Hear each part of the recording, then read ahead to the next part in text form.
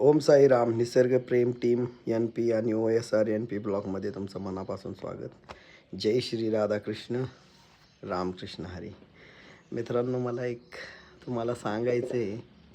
ज्यांना समजेल नाही समजेल माहीत नाही, पण ईश्वराची भक्ती खूप श्रेष्ठ आहे. आधी काही चुका झाल्या आपल्याकडं, आपण काय केलं काय नाही ते आपल्याला स्वतःला माहिती आहे. पण मला असं वाटतं प्रत्येकाने थोडी का होईना भक्ती करावी. कोणत्याही देवाचं, आपल्या आराध्याचं नामस्मरण.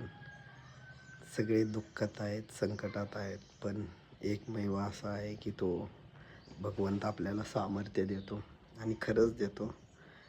तर मला म्हणतात की एकदा ह्या देवाचं करतो, त्या देवाचं करतो, कोण काय म्हणतं याचा फरक पडून देऊ नका. आणि मला काही फरक पडत नाही, पण एक आतमधलं समाधानाने आंतरिक सुख ते मिळते. आणि ते राधाकृष्णाच्या नामस्मरणानं, नामजपमुळं मला माहिती आहेत माझ्या स्वतःत काय बदल झाल्यात.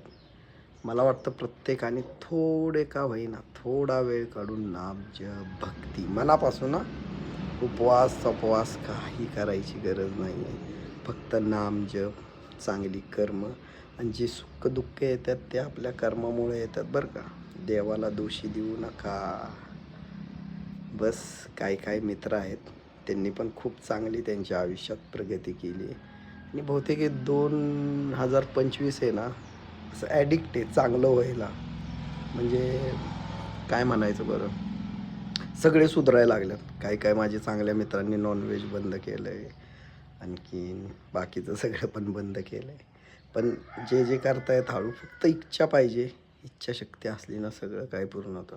आता म्हणतील हे का मला सांगायला लागलाय तुम्ही, काय कॉल येतात, असं का तसं का, मला हेच नाही मिळालं तेच नाही मिळालं. मित्रांनो, ते सगळे कर्म आहेत. फक्त नामस्मरण करा. राधा राधा म्हणा, कृष्ण कृष्ण म्हणा, हरी हरी म्हणा, शिव शिव म्हणा, रामकृष्ण हरी म्हणा, राम राम. सगळं ईश्वर प्राप्ताने सगळं काय होतं. स्वतःवर विश्वास ठेवा, प्रामाणिक कष्ट करा आणि लढा. एकदा दोनदा हजारदा भरपूर लढा, प्रामाणिक राहा. आईवडिलांची मेन. मी प्रेमानंद महाराजांकडे गेलो, त्यांना एक प्रश्न केलेला. त्यांनी म्हटलं काही कुणाचं नको ऐकू, आईवडिलांनी जे सांगितलं तेच करा. अजून काय वृंदावनला जाऊन आलो, सगळ्या मंदिरांचं दर्शन झालं, पण त्या भगवंताचं दर्शन होणं सोपं नाही आहे. चला तर मित्रांनो, काळजी घ्या. जय जिजाऊ, जय शिवराय, जय शंभूराज.